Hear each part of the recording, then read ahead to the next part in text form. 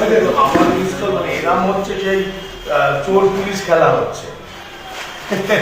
ফোনে হাসি মুখে কথা বলছেন বারাসাত ১ নম্বর ব্লক পঞ্চায়েত সমিতির সহ সভাপতি গিয়াসউদ্দিন মণ্ডল ওরফে বাবলু মাস্টার।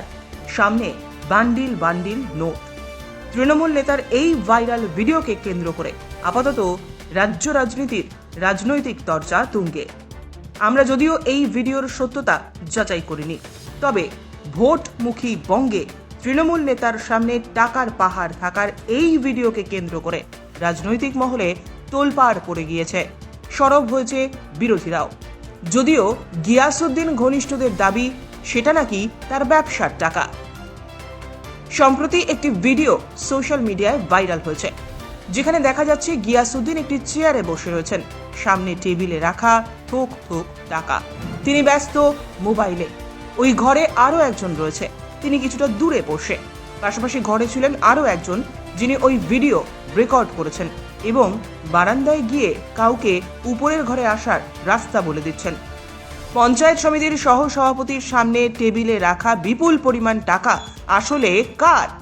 গিয়াসউদ্দিন মণ্ডল ওই ঘরে কি করছিলেন?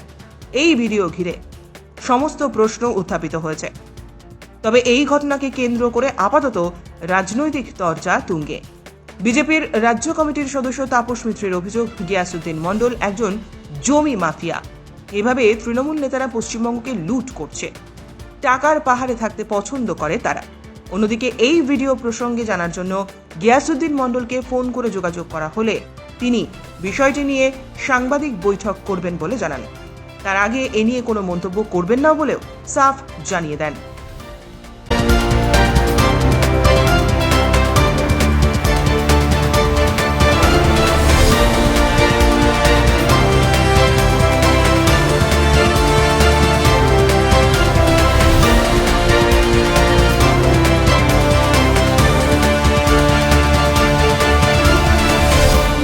রিপোর্ট, জনমত বাংলা।